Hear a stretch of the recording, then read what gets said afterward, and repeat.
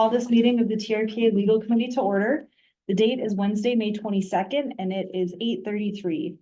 First item on the agenda is roll call to determine quorum. Catherine, can you please call the roll? Ms. Falcinos? Here. Ms. Loomer? Here. Ms. Aldine? Here. Mr. Rice? And Ms. Williamson? Here. Madam Chair, we have a quorum. Thank you. For the members of the public who are joining us remotely, under the calendar header, click on Governing Board Hybrid Meeting for May 22, 2024. There you will find the link to the public meeting posted on Zoom. To address the committee members directly with your comments, click the raise hand button in Zoom or dial *9 to raise your hand. To remote committee members, do we have any? I believe Wes is online. Okay, Wes, just give my attention if you want to make a comment or have any questions. Members of the public who have joined us in person, please raise your hand at the appropriate time for public comment and you will be called on in the front of the room to speak. Madam Chair, I'm here. I just couldn't unmute myself. This is Wes Rice. Hi, good morning, Wes. Thank you so much. Next item is approval of the agenda. Are there any changes to the agenda? No changes. Thank you. We will deem the agenda approved as posted. We are now on to agenda item 2, which is approval of minutes. We have a draft set of minutes from April 24th on page 15. Anyone, where's Shelley, wishing to No. make? No, wow. No, they were excellent. Okay. No. All right. So Madam Chair, I move to approve the minutes of April 24th, 2024 as presented. Anyone object? Motion passes, and I'd like to note that they passed Shelley's approval, so congrats, thank you. Thank you, Catherine. Yeah, Right, right. Catherine, well done. We are now on to agenda item 3, which is the appeal of the, and I'm sorry, I'm gonna butcher the last name, Fagone, thank you, Fagone, garage accessory dwelling unit permit. That's 32 Moana Circle, Placer County, California, assessor parcel number 098-191-018, TRPA file number ERSP 2023-0701, appeal file number admin 2024-0005. The information for this item can be found on page 109 of your packets. Graham, St. Michael, if you can please present for staff. All right, good morning. Good morning, Madam Chair and members of the committee. I am Graham St. Michel. I'm an associate attorney here with TRPA, and I am here to present the staff's recommendation on this matter. For context, this appeal involves a construction permit issued at the staff level via the executive director's delegated authority. The permit authorizes the tear down and rebuild of an existing detached garage with a 618 square foot accessory dwelling unit or ADU above that garage. So the permittee homeowner is Ms. Fagone and the appellants are a group of neighbors. We have the TRPA permit staff here in the room if we get into questions, and also I know that Karen Fink is here for any housing related questions that come up on this matter. So as we go ahead, I will just lead with the staff's recommendation and go ahead. Next slide. Thanks. And that is to deny the appeal and affirm the executive director's decision to issue this permit. Next slide, please. Before we dive in, I just want to frame the issues that are at issue in this case.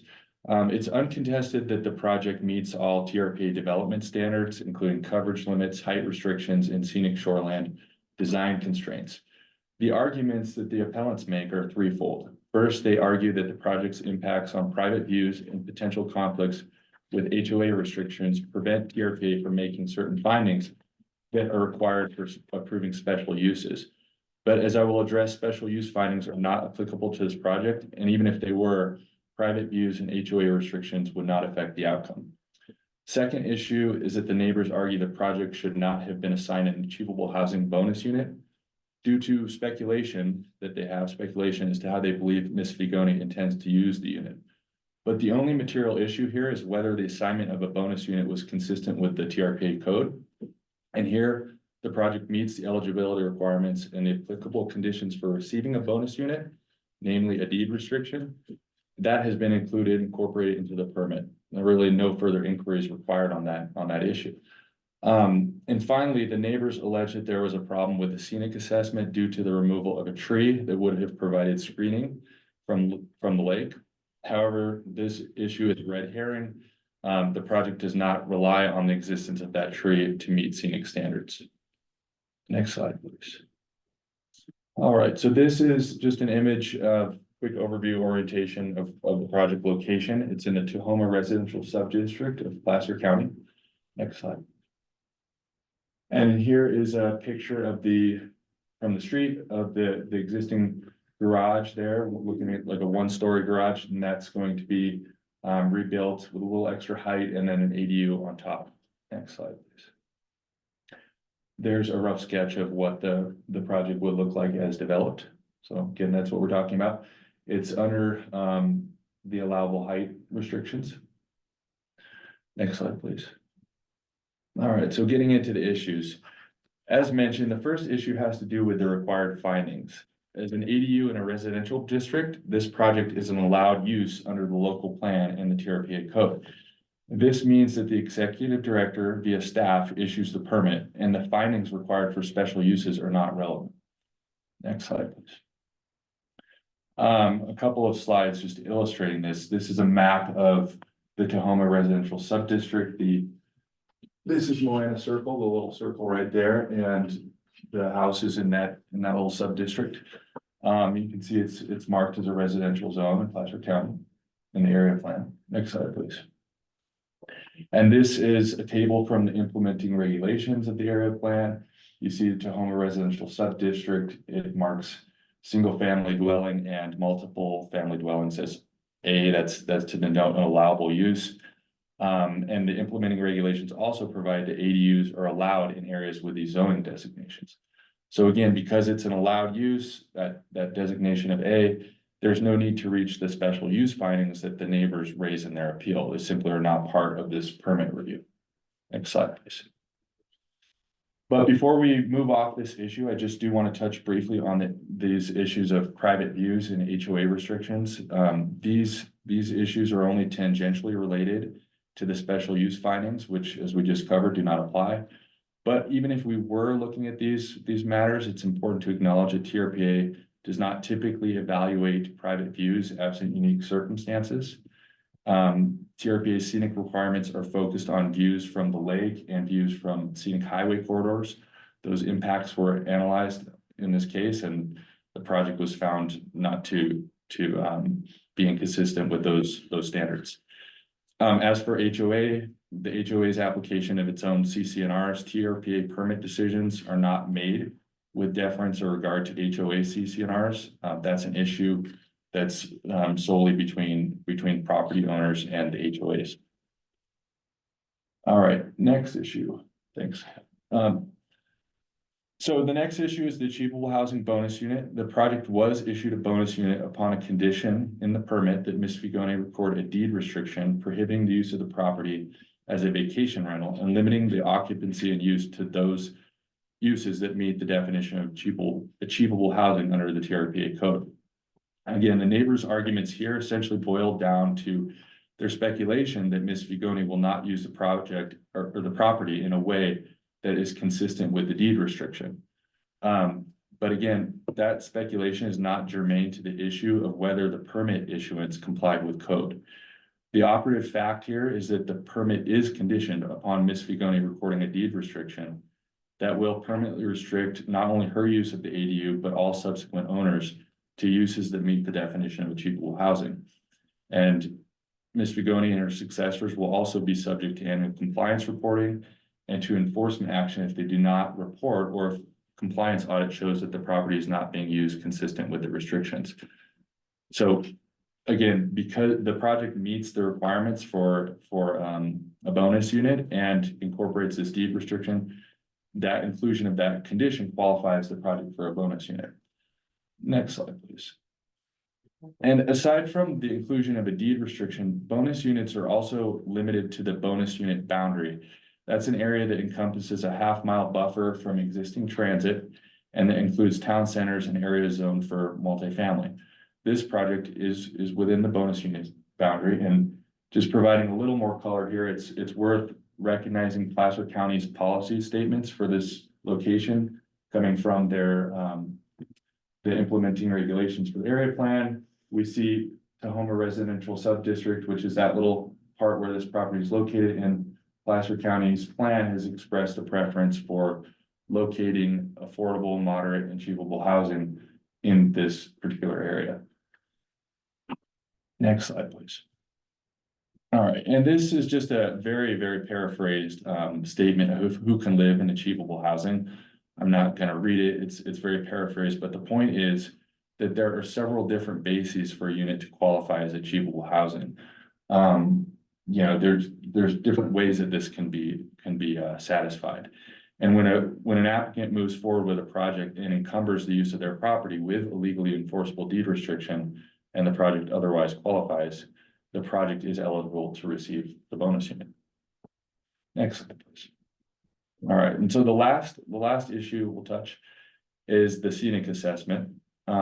Just to cover this one fairly simply, the project was reviewed pursuant to applicable standards and meets the shore zone scenic requirement, notwithstanding the fact that there's a tree shown in a baseline scenic assessment photo that was subsequently removed with TRPA approval. I'll take a look at that picture in the next slide.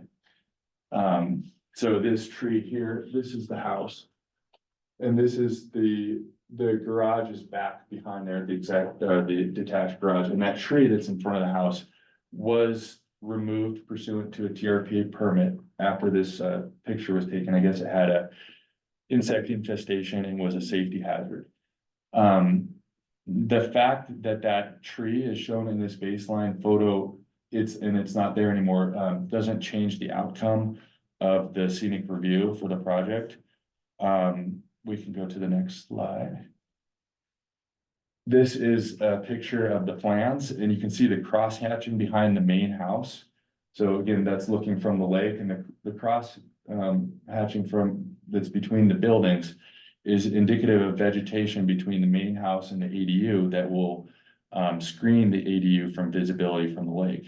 So as you can see, that cross hatching is between the two buildings, and there's no cross hatching in front of the main house, which would have been indicative of the previously removed tree. Again, to the extent that any earlier photo or prior set of plans had the tree, staff confirmed that the non-existence of the tree did not affect the approvability of the project, and the ADU back there is still within the visible mass limitations, even without that previously existing trees screening effect.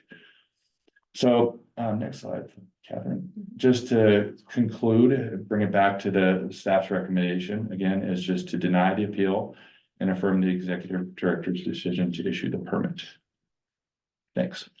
Thank you, Graham. Now I'd like to pass it to Jens Egerland, please, for presentation from the appellant for 15 minutes, please.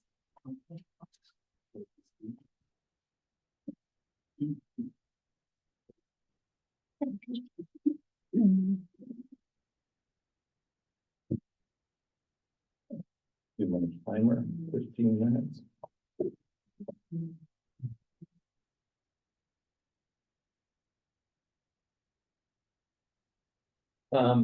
Thank you for allowing me to speak today, and I am speaking on behalf of all of the appellants of this case. And my comments today will be focused on three primary areas. Those areas are: one, the ability of residents to navigate the TRPA processes; two, the effectiveness of TRPA policy regarding achievable income deed restricted ADUs to address the missing middle for which it was designed; and three, enforcement. First, I want to acknowledge the professionalism of the TRPA staff, notably Brandy McMahon, Catherine Houston, and Graham St. Michael. While disagreeing with several conclusions, I appreciate their availability and willingness to help when requested. Regarding the ability to navigate the processes, there is a significant burden placed on the residents to understand significant amounts of code and regulations. While understanding the management of such a precious resource as the Lake Tahoe Basin is extremely difficult and many interests must be managed, there is a fundamental reliance on TRPA to accurately interpret policy and enforce policy to enable individuals like me, my neighbors, and Tahoe Basin residents to understand what is taking place during the public process of permitting. Specifically, as it relates to this project and the legal staff recommendation to deny the appeal. The denial is largely based on section 21.2.2, which indicates that this code is not applicable to the project being discussed. My reason for raising this is that throughout the process, both the applicant's professional design firm and TRPA included the findings component in the application documents presented to the public on its website. I also have a copy of the TRPA single family dwelling project findings document, which includes 21.2.2 A through C as required. It is this combination that served as a basis for our appeal. However, as we've learned from the legal staff's recommendations, these sections of code apparently do not apply to the project under review because it is not a special use project. A concept nowhere referenced in TRPA's single family dwelling project findings document. As a result, it remains unclear why professional design firms would consistently include 21.2.2 A through C in the application, and TRPA does not correct this during the review process. It was only identified as not necessary when legal responded to our appeal. Had this information been clear from the outset, the appeal process and associated costs could potentially have been avoided. Early and accurate clarification that 21.2.2 did not apply would have saved considerable time and effort for all parties involved. I would note that there is currently an ADU in the permitting process. I have the record number. It's ERSP 2024-0324 that has also submitted findings, also by a professional design firm. It appears there is some confusion around the application of the findings for single family dwellings. Has there been a recent change to the rules? I would also note that the awarding of a bonus unit for achievable housing, I would ask that you consider that to be a special use. It is a very powerful item, and all of the accompanying findings that go along with special uses should apply to those, as those bonus units are limited and should only be extended in the right circumstances. Similarly, the issue of the scenic assessment was presented in a way that the public was left with the impression that a dated photograph was being used to perform the scenic assessment and served as evidence of the scenic assessment. Again, we learned from the legal staff's recommendation, this element of our appeal is rejected because, quote, although this is true, TRPA staff worked with the project consultant to confirm the scenic assessment prepared for the project did not include the tree at issue. TRPA staff confirmed this in response to prior communication from the neighbors during the application process, end quote. How are we to know that? As a result, we apparently have no alternative other than to accept what we've learned from the legal staff's recommendation, even though the information provided in the legal staff recommendation was not made available to the public or understood by the public based on the documents made publicly available as part of this permitting process. We understand that ultimately the burden of the appeal is upon the appellants. However, I feel it's important you understand the vast majority of the residents of the basin are not experts on TRPA policies or interested in hiring a purported expert. Every effort should be made to improve clarity, accuracy, and transparency to avoid potential unnecessary cost and effort for both residents and TRPA. Additionally, I would like to point out several mischaracterizations of our argument in legal staff recommendation report that I would like to clear up. Specifically, the references to the HOA and statement, quote, TRPA should decline the neighbor's request to serve as the HOA proxy, end quote. We in no way requested or expected TRPA to serve as our proxy. The references to the HOA were evidence of the failure to meet the requirements of the findings. Findings 22.2.2 A through C focus on a project's impact to and consistency with the surrounding area and enjoyment of property or general welfare of persons in the neighborhood. The opposition's continued conflation of previous projects approvals and the smaller size of the proposed project to conclude the proposed project would be approved is wrong. It is unfortunate TRPA has chosen to rely on pages of out-of-context figures and diagrams to conclude compliance with findings that speak to nature, intensity, injuriousness, disturbing, enjoyment, and character. End quote. Our references to the HOA and its denials support, not define, this project's non-compliance with the findings. As a matter of fact, this project's inability to meet the intent of the findings has resulted in the applicant filing a lawsuit against the HOA, the first lawsuit in the over 60-year history of Milana Circle Property Owners Association. Regarding effective policy for bonus units for achievable income units, we take a significant exception to the staff contention that, quote, only support is vague references to how they believe Ms. Bocconi intends to use the property, end quote. We disagree there is anything remotely vague regarding the applicant's stated intention in the material we provided to TRPA.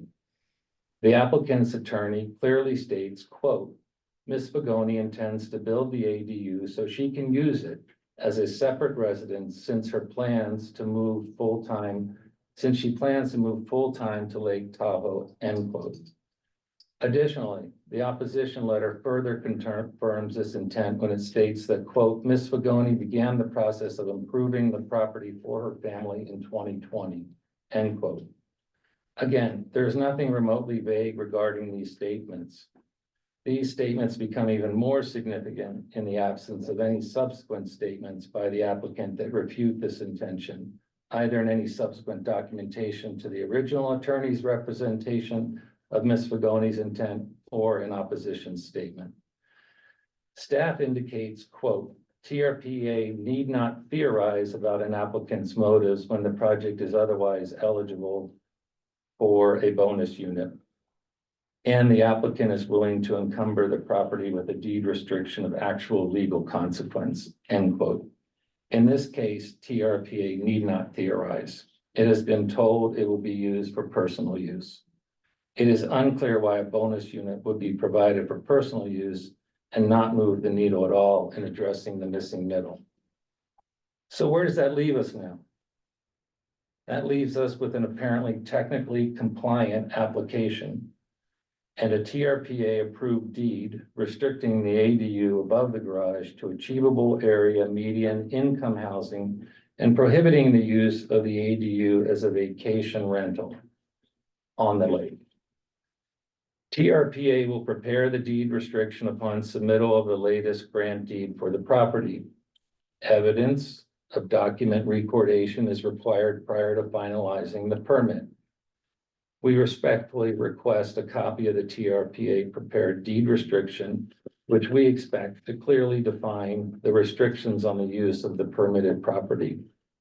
We are also aware deed restrictions have been removed by Placer County in certain circumstances. Given Placer County is reliant on TRPA for providing the bonus unit being permitted, we would like to understand the interaction between Placer County and TRPA in instances where individuals may seek to have their deed restrictions lifted. How does or will TRPA monitor the deed restrictions for this property to ensure they are not removed by Placer County? This also leaves us with enforcement via Code Section 52.3.4, the TRPA Report of Concern process form, and today's legal committee item number 4 discussing compliance procedure for deed restrictions. We will listen with great interest to the discussion regarding the proposed changes to the compliance procedures for deed restrictions and support TRPA enforcement through the vigilant use of the Report of Concern form. My final message and request of the committee and subsequently the board is to watch this project closely. If the project results in the provision of achievable housing to those it was intended, that will be great. If the applicant and members of the trust owning the home can figure out a way to use this ADU for their personal use, in addition to their 2,200 square foot lakefront home, then the TRPA bonus unit achievable income program will have failed to help the missing middle for which it was designed, and it will provide a blueprint for abuse of the bonus unit program. There is no doubt that many residents and neighbors of the basin will be watching this project and enforcing the restrictions from TRPA's approval of file number ERSP 2023-0701 for 32 Moana Circle, Tahoe, California, 96142. I appreciate your time. Thank you. Thank you. Thank you. Now I'd ask if Michael Brown would like to present for the permittee. Yes, thank you.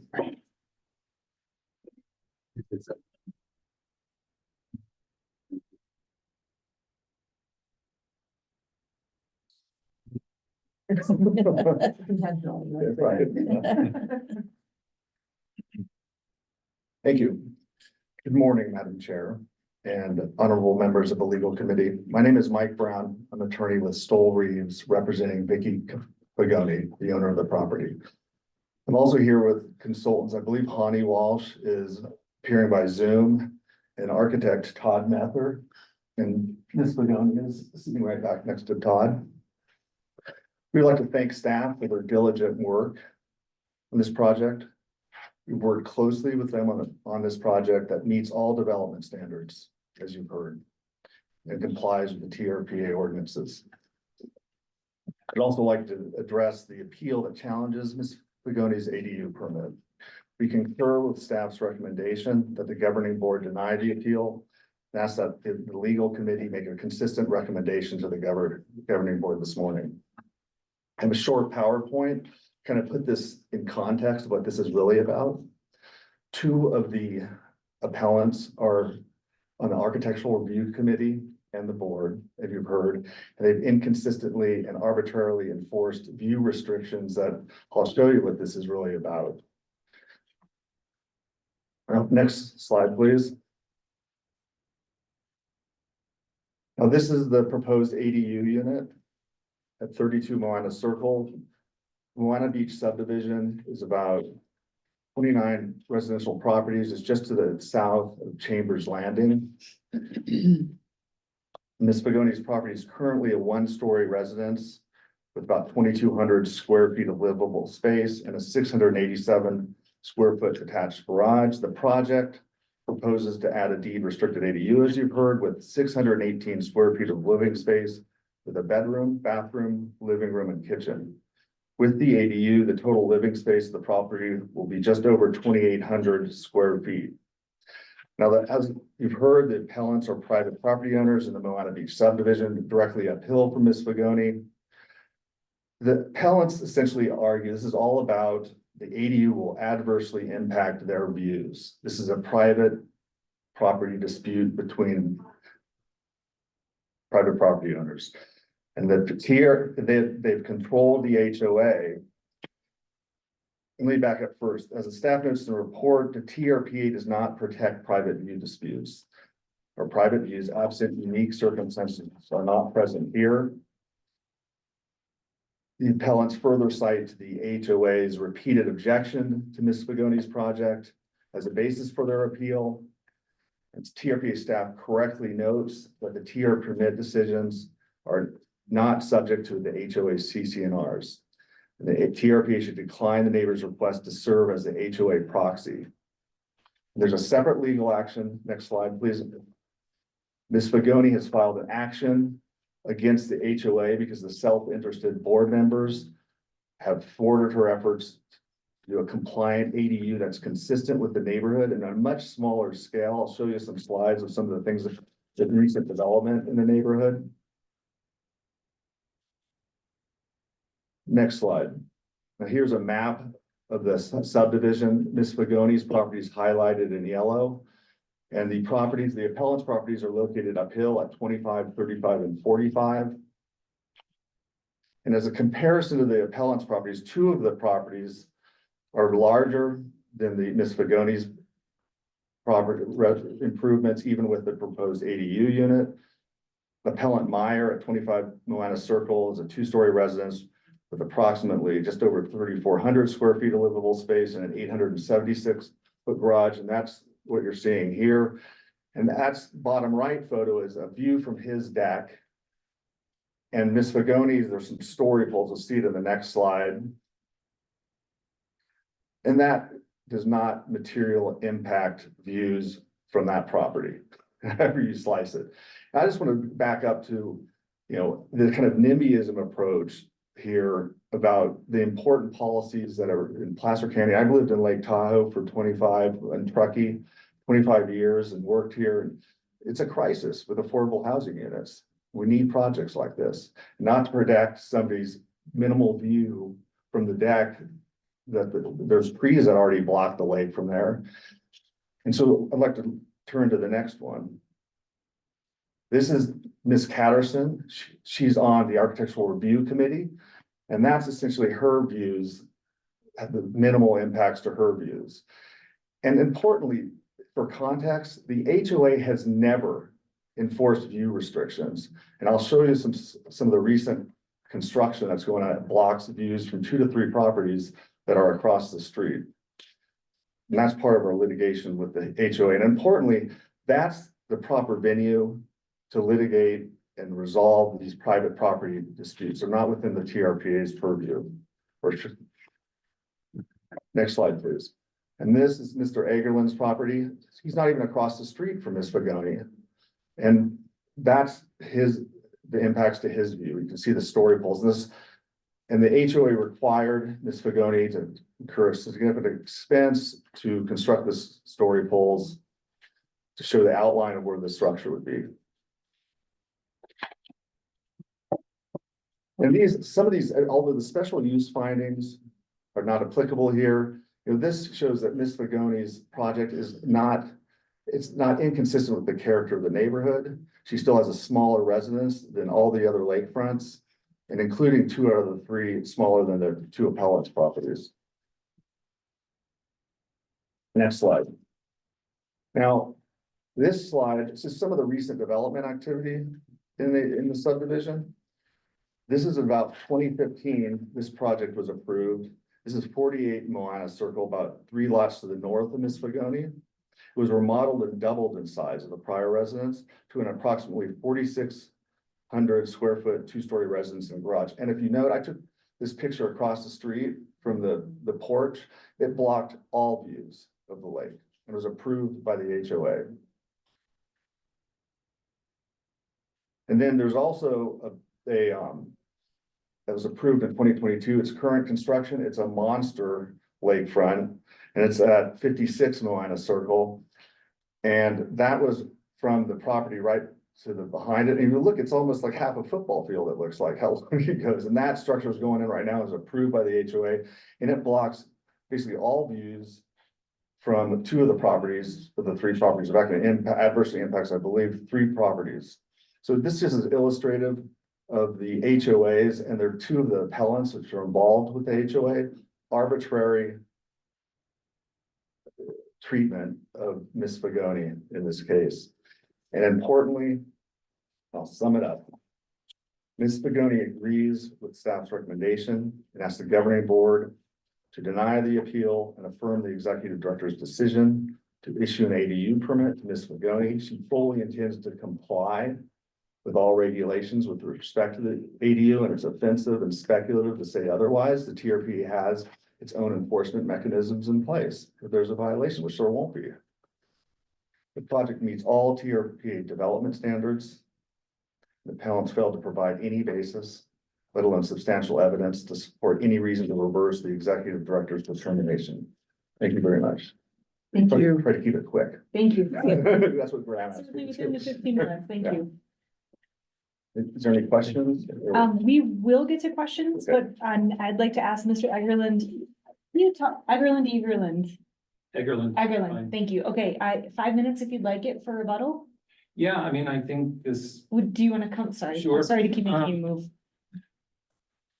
I think this presentation is surprising because by definition and the staff's recommendation, the HOA doesn't serve as the proxy, or the TRPA doesn't serve as a proxy for the HOA. This entire presentation was about the HOA issue. We limited our comments to really looking at what's the intent here. And we acknowledge that there's a technically compliant application. So, all of these items that you were subject to will be discussed and litigated. So I'm at a loss as to why you were subjected to that. You know, we have nothing more to say. Other than I'll provide you with my written comments. As to our concern over a technically compliant application. Really furthering the cause of the missing middle. Thank you, Mr. Egerland. And now I will turn to the committee for questions or comments. Anyone on the committee have questions or comments? Shelley? Question maybe for John, because Karen's relatively new. The appellant has suggested that deed restrictions have been removed by Placer County in the past, deed restrictions that were applied by TRPA and enforced by TRPA. Is there any evidence of that you're aware of? I'm not aware of any. There may be, but those were generally Placer County Deed restrictions. deed restrictions. Okay, so they weren't TRPA deed restrictions. Correct. Correct. As far as I know. Okay. And there is, you know, in the past, we have removed deed restrictions, not for affordable housing or achievable housing purposes. So that may be, but that has to, you have to be able to substitute in a unit to do that. And here, they couldn't substitute in a unit, so they can't get out of the deed restriction that's imposed on the property. Otherwise they have to, because it's, and Graham, please speak to this, but my understanding is that they couldn't build this unit but for it being a bonus unit. I think some clarification, Brandy's here, but I think what it is they cannot build an ADU with a kitchen because of the location. So an ADU needs it needs a residential development, right? So a residential unit of use or the bonus unit. And because of the location, it can't get an RUU. So it had to get a bonus unit. Now they could remove the kitchen and then it wouldn't be an ADU, it wouldn't need the bonus unit. But the applicant wanted to have a full ADU. It couldn't be a residential unit of use because it was accessory. It was an accessory structure. Because it's land capability, it's a sensitive land capability because of the slope, I think, so it's. I see, okay, all right. And obviously here in the staff report, there's an outline of you know, how people qualify for ADUs. The provision that allows ADUs to be used as achievable housing where an occupant is a family member related to birth, marriage, or adoption to the owner of the primary dwelling.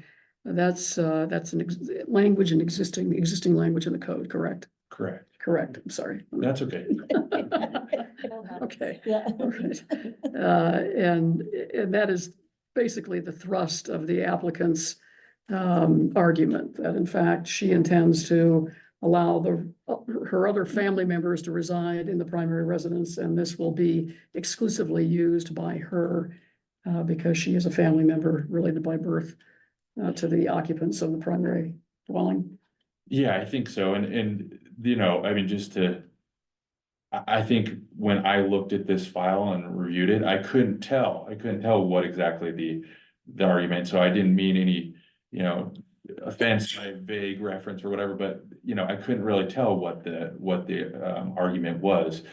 It sounds like they just generally believe that she's not going to use it consistent with the definition of achievable housing. Could the actual applicant perhaps clarify that for us and substantiate that it is your intention to occupy this unit? If the ADU is granted. I can tell you that up until I started the remodel of my house. Could you come forward just so we have you on the record? Thank you. A few years before, I started the remodel of my house. I guess it was probably 3 summers and a winter. Kids that worked at Chambers and Sunnyside live in my garage, okay, because there is a little toilet sleeping area in my garage.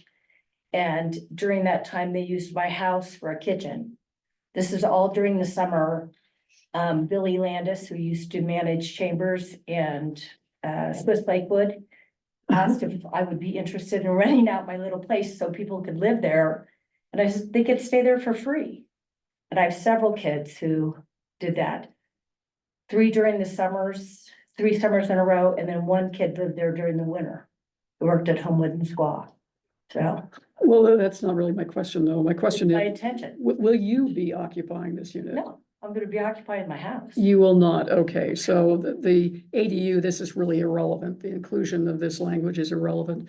Because, you know, the ADU is not going to be used by an occupant who's a family member related by birth, marriage, or adoption to the owner of the primary dwelling, correct? I mean, because this confuses me, so it is in fact going to be used as affordable housing Yes, to help meet the needs of the basin. 100%. Okay, all right, that's clarifies. And just that language is from the code of ordinance. It's one of the, it's kind of for an ADU, a 4th way to Right, meet the definition. right, but it was a little confusing, because I was kind of assuming that, you know, her family was going to be taking over the main dwelling, and then she would be occupying the unit. We've never rented that house out or the garage out ever. My dad built that house 50 years ago, and I ended up, after he passed away, and now my children own it because I gifted it to them. Right, But I'm the trustee because I wanted it to stay in the family. sure, and I think that was the source of Yeah. my confusion, Yeah. that they now own it.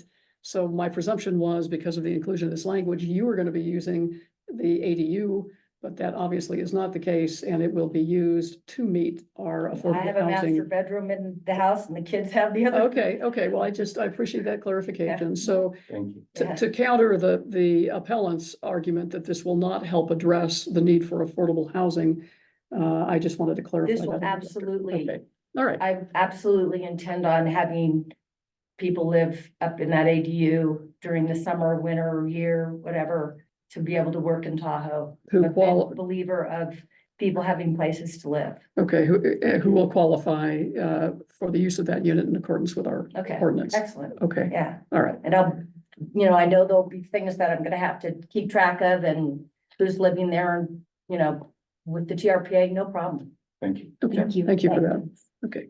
Other questions or comments from the committee? Just a clarification in my mind. So if this property is sold, new owner, and they decide that they want to have a family member live in that ADU unit, who doesn't necessarily meet any of the other criteria, it's just that they're a family member, technically they would be allowed to do that. Is that correct? Yeah, Okay, so I think that, Mhm. again, things change. And then I just want to be clear that it is possible that the current owner could, at some future date, decide to live in that unit, and that would be in compliance with our findings. Is that correct? Okay, all right, thank you. And I appreciate the staff report. It was very clear. Staff report was well done, and Yeah. thank you. Anyone else? Questions, comments, committee? Otherwise, I will go, seeing and hearing none, I will go to public comment on this agenda item. Members of the public, you have 3 minutes to address the committee if you'd like. Anyone in person wanting to make public comment on this agenda item? Okay, seeing none, is there anyone online, Catherine, that wishes to make comment on this agenda item? If any member of the public joining us on Zoom would like to make a comment, please raise your hand in Zoom by clicking the raise hand button at the bottom of your screen. And Madam Chair, we have 1 hand raised. Okay, Ann Nichols, please unmute to make your comment. Yeah, Ann Nichols, North Tahoe Preservation Alliance. So, this is all uncharted territory, and are we seeing here an example of how bonus units and the achievable housing with no income cap can be used as a method of increasing the size of homes, or adding, maybe having multiple units and not really not really handling the issues that they were intended for.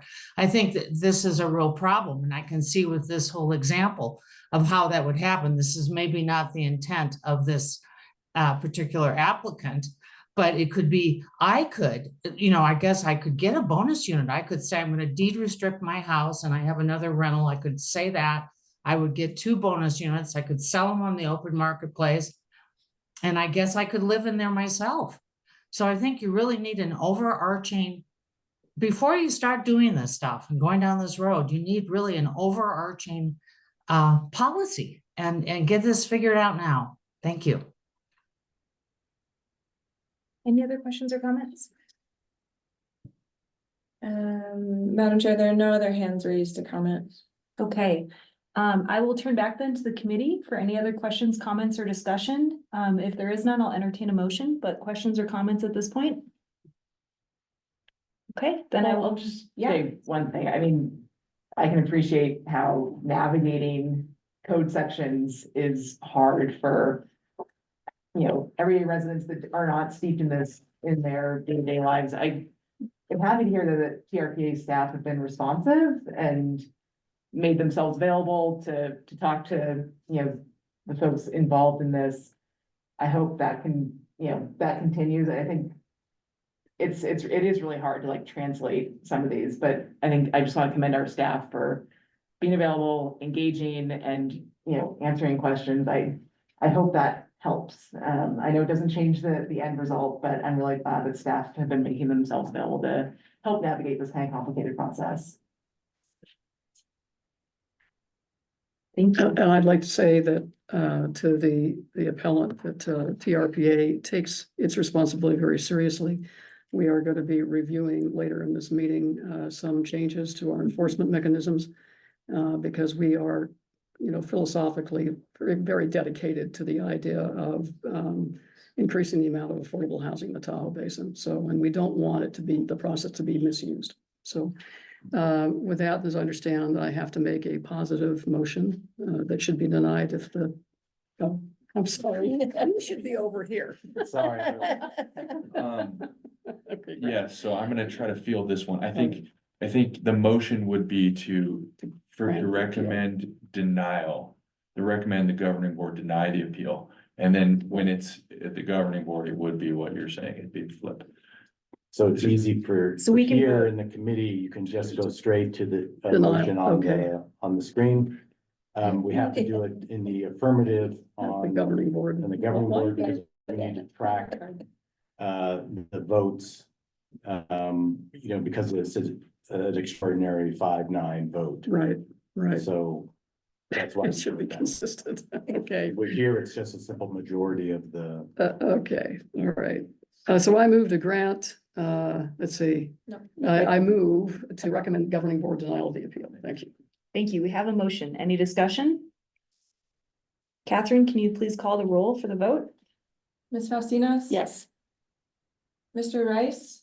Yes, Ms. Loomer? Yes. Ms. Aldine? Yes, Ms. Williamson? Yes. Madam Chair, the motion passes. Thank you. Let's move on then to the next agenda item, which is discussion of compliance procedures for violations of income or employment-related deed restrictions, timely. This is agenda item 4. The information on this item can be found on page 281 of your packets.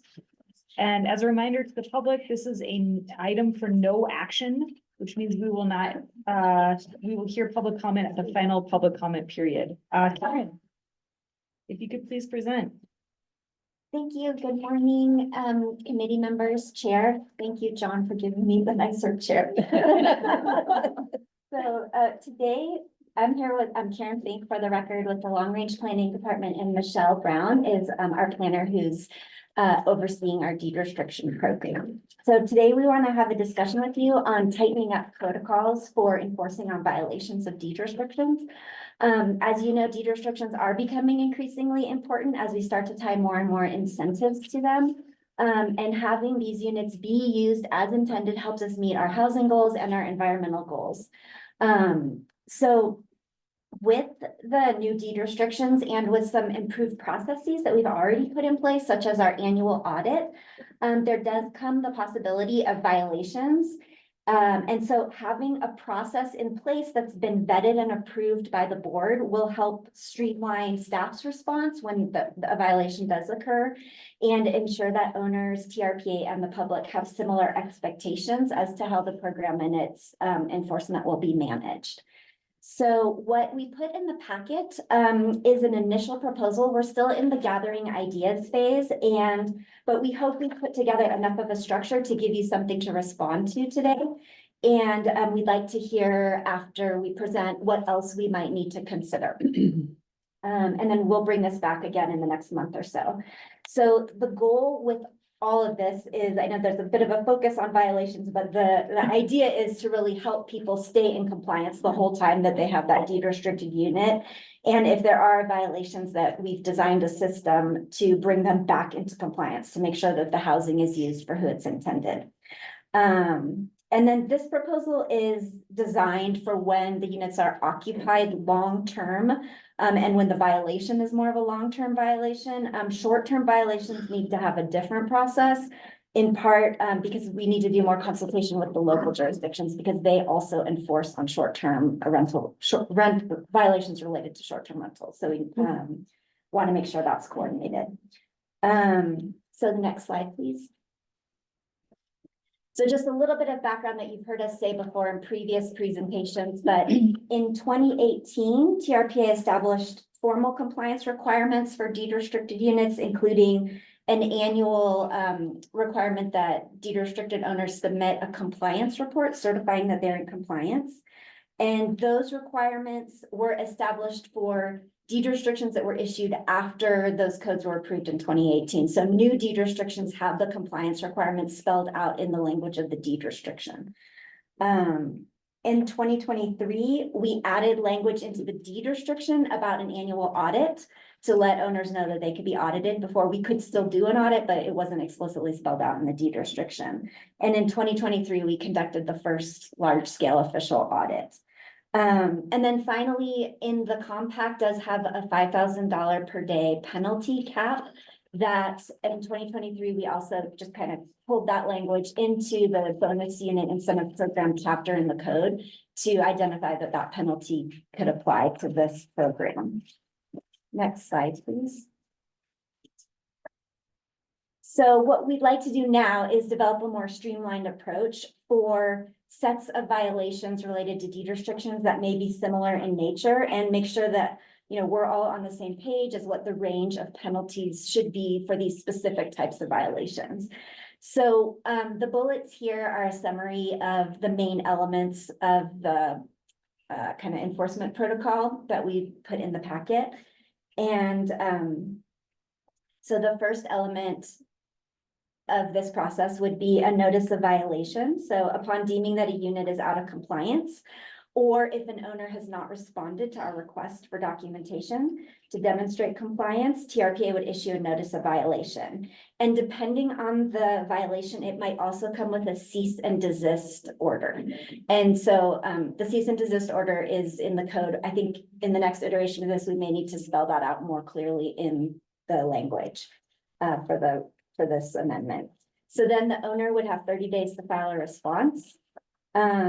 If we still determine that there's a violation, TRPA would send an offer of settlement with a penalty that's derived from the penalty schedule. This would also be accompanied by an action plan to remedy the deed restriction violation.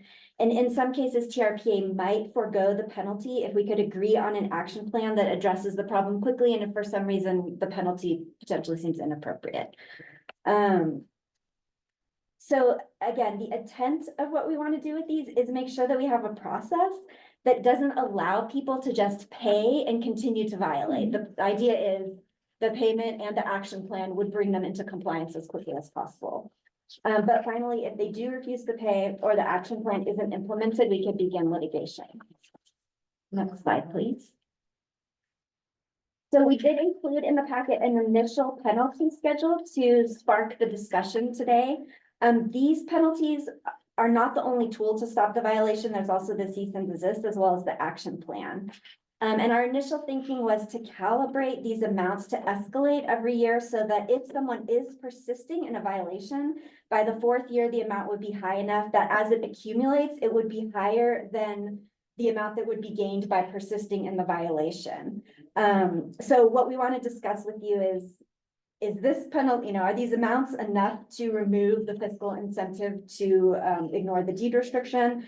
And then we also want to take into account that there may be different types of violations and, is this appropriate for all those different types? And then last slide, please. And then just some information about the future program that Michelle is working on. We have brought on a housing consultant. And so the housing consultant is really reviewing all of our deed restriction documents and the documents that we record with the county when a deed restriction is filed and recommending improvements to that process. So they've recommended some ways that TRPA can be more involved during a sale to help prevent units being sold inconsistent with their deed restriction requirements. There's other suggestions that they have, such as requiring that an owner put the requirements of the deed restriction in any lease agreement that they have with their tenant, so the tenant is apprised. And there will be other aspects of that program, such as education for homeowners, realtors, title companies. And then also a sustainable funding source for compliance and monitoring. This has come up several times through our housing amendments that as we are working on the Tahoe Living project, which will start up again in this summer, that as part of that, we can look for a sustainable funding source for compliance and monitoring. And then finally, partnering with local jurisdictions on enforcement has also come up, and we'd like to emphasize that there could be some opportunities for local jurisdictions to shoulder some of the enforcement responsibilities in the future for deed restrictions. Potentially with the Tahoe Living amendments, we could look at some incentives for local jurisdictions to manage some portion of the deed restrictions. And many of them already have existing programs for deed restriction management. So this could fit under those. So with that, I'd like to turn it back to the chair for discussion. Thank you. Thanks for the presentation. I guess I have two questions off the bat, and then I'll open it up to the committee. If we go back to the fines, and I'm just trying to compare those to like our tree fines, which are obviously very different things, but these seem significantly lower than other fines we have in Tahoe. I'm just wondering if these aren't, like year one, I get, maybe failure to provide documentation. That seems, maybe reasonable, but I don't know, committee thoughts on these feeling a little low? Yeah. Yeah, that was my. Okay, I was kind of alright. shocked that they were so low. Yeah. It's These like I mean, a this is family big dinner. deal, right? Yeah, and especially if you're talking, if affordable housing, and if we're talking about taking seriously these deed restrictions, I think that's gotta be significantly higher, is my initial feedback. Yeah. Yeah, I mean, just kind of trying to do mental math. If someone violated it and was just renting it at a market rate, they could easily recoup Right. these costs and still make a big profit. And just, this would be the cost of doing business. Right, Yeah.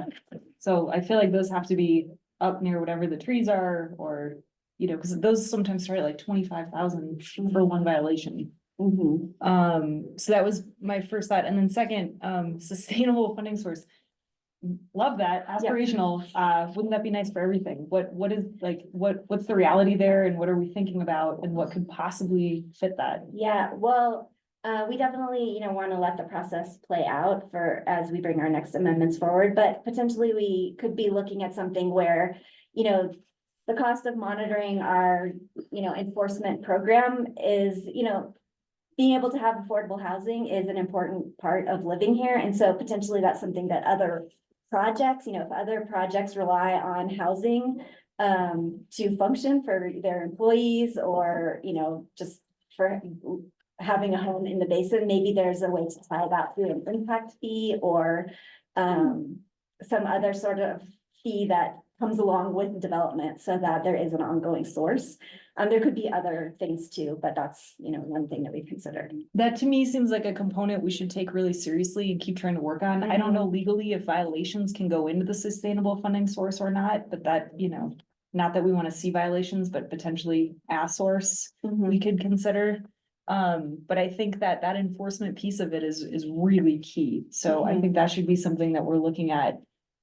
Beefing up, ramping up and funding. Thanks, guys, for entertaining my comments. I don't know if others have. Shelley? So there's a reference here to some properties being sold that were deed restricted for a higher price than would be permissible.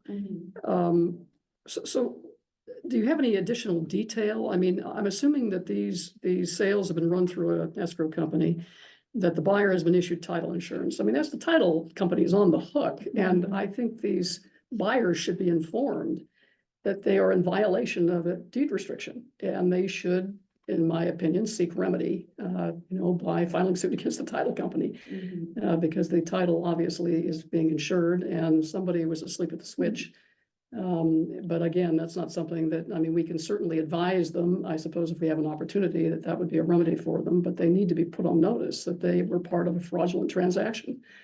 So that's one comment. The other thing is, when we issue ADUs, why don't we just require a refundable deposit? And, if over a course of 3 or 4 years or 5 years, they have been in compliance, they've abided by all of our rules, that deposit will be refunded based on their good performance. And then let's see. You talked, Karen, about partnering with local jurisdictions, and I guess I'm going to turn to our legal counsel here. Is there any way we can enter into an MOU perhaps with local jurisdictions, which would allow them at our request to file a lien against a property that is not in compliance? I think that's the idea, is that we would work with these local jurisdictions who have housing programs in place, because they have some tools in their toolbox that we do not. And so I think that would be really a useful partnership. And, kind of going back to what one of the concerns that was raised earlier today, like, could the county potentially remove a deed restriction?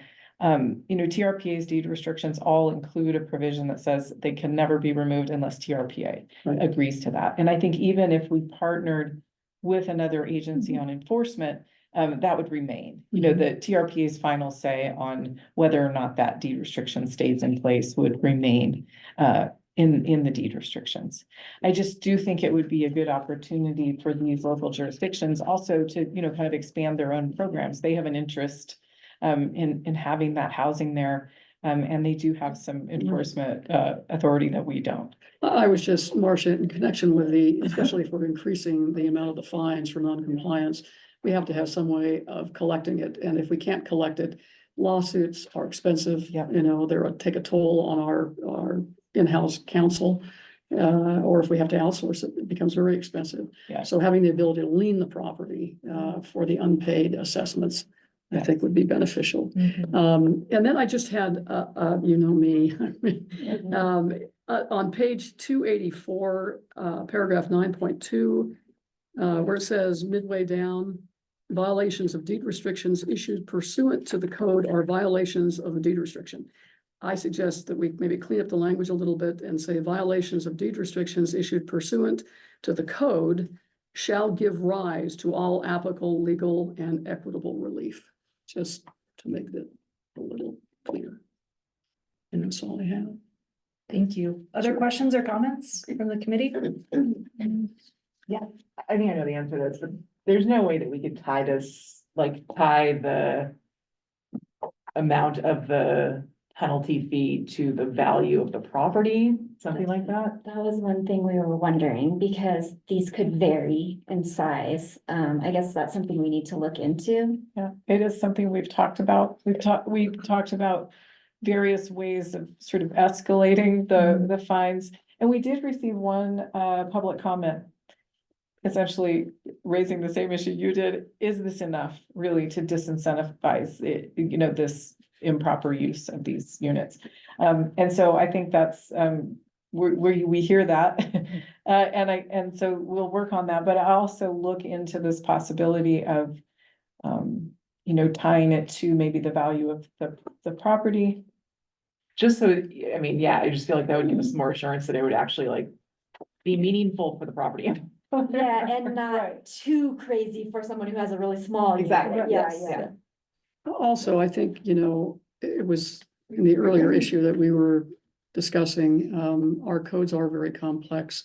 So I'm assuming, Karen, that when an ADU is issued, all of this will be included. In other words, these are the disincentives for you to do anything but comply with the requirements of our code, right? These are the penalties that can be assessed depending upon the severity of the violation. I mean, we just need to be very upfront and candid with people Yeah, about what to expect. are you asking specifically, will this be included in the Yes. deed restriction? No, language, or just- but just the literature that accompanies it. Yeah, and that's part, yes, and that's part of the guidelines that Michelle Okay. and the consultant are working on. Okay, and what I would, again, whether or not it's legally enforceable, may be questionable, but I would have them sign an acknowledgement that they have received, Mhm. this information and they agree to abide by its provisions. I mean, sometimes when people sign a document, they take it more seriously than when they're just handed a piece of paper, which they quickly discard. Right, exactly. Yeah. Just part of the pile. Yeah, just throw the file away in that file that I'll never look at again.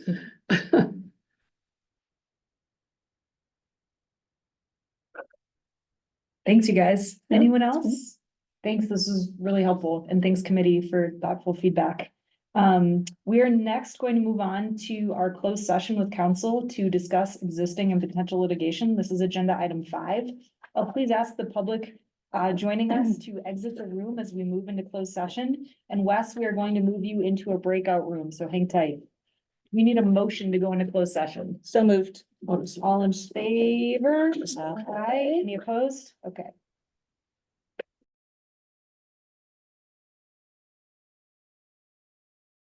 All right, let's move on then to agenda item number 5, or I'm sorry, agenda item number 6. This is regarding potential direction regarding agenda item 5.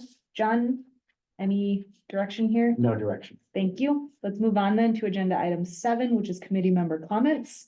Any members of the committee wishing to make comments or asking questions? Hearing none, let's move on to our final item, which is public interest comments. Members of the public, you will have 3 minutes to address the legal committee. Catherine, is there anyone present online? We do have members of the public online. If you would like to make a comment, please click the raise hand button at the bottom of your screen. Madam Chair, there are no hands raised to comment. Thank you. At this point, I'm looking for a motion to adjourn. So moved. All in favor, aye? Aye. Any opposed? Motion carries. We're adjourned at 10:13. Julie, before I get off of here, I have to go to a sewer authority meeting. We're doing budgets, and I will be back to this meeting in person as soon as that's over.